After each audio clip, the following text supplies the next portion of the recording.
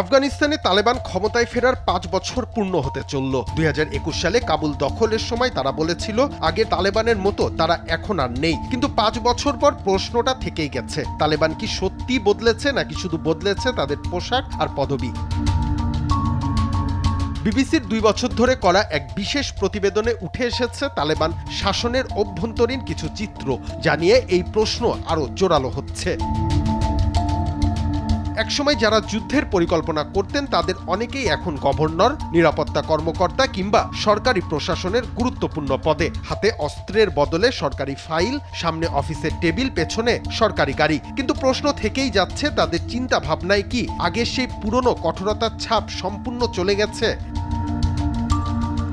বিশেষ করে নারীদের অধিকার ও শিক্ষা নিয়ে তালেবানের নীতি এখন বড় প্রশ্নের মুখে। তালেবান সরকারের মুখপাত্র জাবিহুল্লাহ মুজাহিদের সাথে একটি কথোপকথন বিবিসির এই প্রতিবেদনে উঠে এসেছে, যেখানে তার কাছে জানতে চাওয়া হয় ২০২১ সালে ক্ষমতা দখলের পর নারীদের কাজ ও পড়াশোনার সুযোগ দেওয়ার যে প্রতিশ্রুতি দেওয়া হয়েছিল সেটি কোথায় গেল। তার উত্তর, নারীদের অধিকার থাকবে ঠিকই, তবে সবকিছু হতে হবে শরিয়ার কাঠামো অনুযায়ী। অপরদিকে এই প্রতিবেদনে উঠে এসেছে এক নারীর বক্তব্য, যেখানে সেই নারী অভিযোগ করেন তালেবান শিক্ষিত নারীদের ভয় পায়। এর কারণ হিসেবে তিনি মনে করেন, শিক্ষিত নারী প্রশ্ন করতে পারে, নিজের অধিকার বুঝতে পারে, সেই সাথে সন্তানকে প্রশ্ন করতে শেখাতে পারে, আর এই জায়গাতেই ভয় পায় তালেবানরা। সঠিক প্যাড আর সঠিক তথ্য দিয়ে এসব সামলে নিব এক হয়ে। Monalisa sanitary napkin. এর সঙ্গে রয়েছে নারীদের বিবাহ বিচ্ছেদের অধিকার নিয়েও নানা জটিলতা। বিবিসির প্রতিবেদনে এমন এক তরুণীর কথা উঠে এসেছে, যিনি স্বামীর নির্যাতনের অভিযোগ তুলে বিচ্ছেদ চাইছিলেন, কিন্তু তালেবান কর্মকর্তা তাকে স্বামীকে ছেড়ে না দিয়ে সংসার টিকিয়ে রাখার পরামর্শ দেন। এমনকি বিচ্ছেদের পর তাকে কে বিয়ে করবে সেটিও প্রশ্ন করা হয়। ঘটনাটি শুধু ওই তরুণীর নয়, আফগানিস্তানের অনেক নারীর বাস্তবতাও তুলে ধরে। তালেবানদের আদালতে অনেক সময় স্বামীর সম্মতি ছাড়া নারীদের বিচ্ছেদ পাওয়া কঠিন, ফলে স্বামীর নির্যাতনের শিকার হলেও অনেক নারী চাইলেই সহজে সেই সম্পর্ক থেকে বেরিয়ে আসতে পারেন না।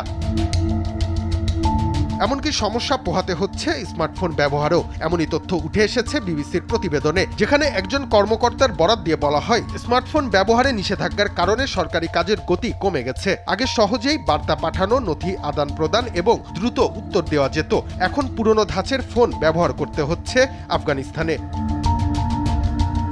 এছাড়াও এই প্রতিবেদনে উঠে এসেছে তালেবানের অতীত সহিংসতার কথাও। যারা একসময় আত্মঘাতী হামলা ও সশস্ত্র অভিযানের সঙ্গে যুক্ত ছিলেন, তাদের কেউ কেউ এখন রাষ্ট্রের গুরুত্বপূর্ণ দায়িত্বে। অতীতের বেসামরিক প্রাণহানি নিয়ে প্রশ্ন উঠলেও অনেকেই সরাসরি উত্তর দিতে চান না, যেন অতীতকে পেছনে ফেলে সামনে এগিয়ে যাওয়াই তাদের কৌশল। সবচেয়ে বড় বিষয় হলো, তালেবান এখন আর শুধু একটি সশস্ত্র গোষ্ঠী নয়, তারা একটি দেশের শাসক। একসময় যারা রাষ্ট্রের বিরুদ্ধে যুদ্ধ করতেন, আজ তারাই রাষ্ট্র পরিচালনা করছেন। কিন্তু রাষ্ট্র পরিচালনার জন্য শুধু অস্ত্র বা আদর্শ যথেষ্ট নয়, প্রয়োজন মানুষের আস্থা, শিক্ষা, অর্থনৈতিক সুযোগ এবং নাগরিক স্বাধীনতা।